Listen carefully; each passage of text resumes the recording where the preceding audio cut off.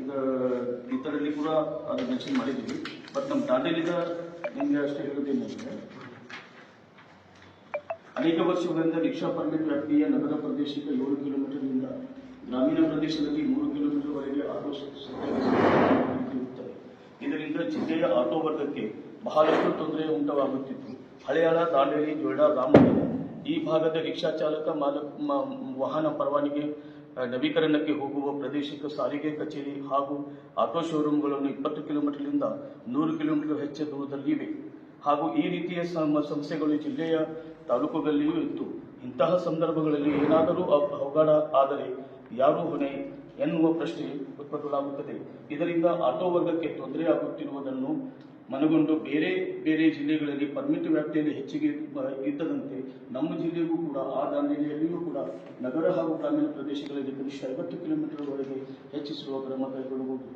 ಉತ್ತರ ಕನ್ನಡ ಜಿಲ್ಲೆಯಲ್ಲಿ ಕೆಲವು ತಾಲೂಕುಗಳಲ್ಲಿ ಬಾಡಿಗೆ ಹೊಡೆಯುವ ರ್ಯಾಪಿಡೋ ಬೈಕ್ಗಳ ಸಂಖ್ಯೆ ಹೆಚ್ಚಾಗುತ್ತಿದ್ದು, ದಾಂಡೇಲಿಯಲ್ಲಿಯೂ ಕೂಡ ಬೈಕ್ಗಳ ಸಂಖ್ಯೆ ದಿನದಿಂದ ದಿನಕ್ಕೆ ಹೆಚ್ಚಾಗುತ್ತಿದ್ದು, ಇದರಿಂದ ಆಟೋ ರಿಕ್ಷಾ ಮಾಲಕರಿಗೆ ವರ್ಗಕ್ಕೆ ಬಹಳಷ್ಟು ತೊಂದರೆಯಾಗುತ್ತಿದ್ದು, ಪ್ರಯಾಣಿಕರಿಗೆ ಸುರಕ್ಷತೆ ಇಲ್ಲದ ಬೈಕ್ಗಳನ್ನು ಓಡಿಸಲು ಇನ್ನು ಮುಂದೆ ಜಿಲ್ಲೆಯ ಯಾವುದೇ ತಾಲೂಕಿನಲ್ಲಿ ರಾಜ್ಯ ಸರ್ಕಾರ ಹಾಗೂ ಅಧಿಕಾರಿಗಳು ಪರವಾನಗಿಯನ್ನು ನೀಡಬಾರದು ಹಾಗೂ ಈಗ ನೀಡಿರುವ ರ್ಯಾಪಿಡೋ ಬೈಕ್ಗಳ ಪರವಾನಗಿಯನ್ನು ಹಿಂಪಡೆಯಬೇಕು.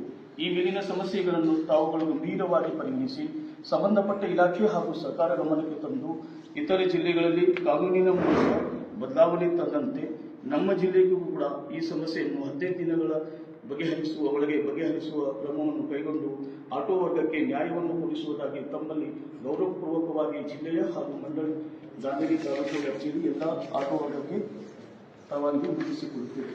ಇದು ಸರ್ ನಾವು 5 ವರ್ಷವರೆಗಿನಂತೂ ಪರ್ಮಿಟ್ ಸ್ವಲ್ಪ ರದ್ದು ಮಾಡಬೇಕು ಸರ್. ಯಾಕಂದರೆ ಆಟೋಗಳು ಹೆಚ್ಚಾಗಿದೆ ಸರ್. ಹೆಚ್ಚಾಗೋದ್ರಿಂದ ನಮ್ಮ ನಿಲ್ಲಲಿಕ್ಕೆ ಅವಕಾಶ ಇಲ್ಲ.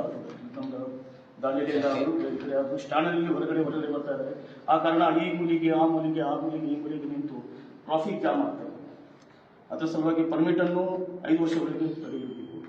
ಈಗ 7 ಕಿಲೋಮೀಟರ್ ನಮ್ಗೆ ಇದು ಕೊಟ್ಟು 50ಕ್ಕಿಂತ 60 ವರ್ಷ ಮೇಲ್ಪಟ್ಟಾಯ್ತು ಸರ್ ನಮ್ಗೆ ಸಂಚರಿಸುವಾಗ.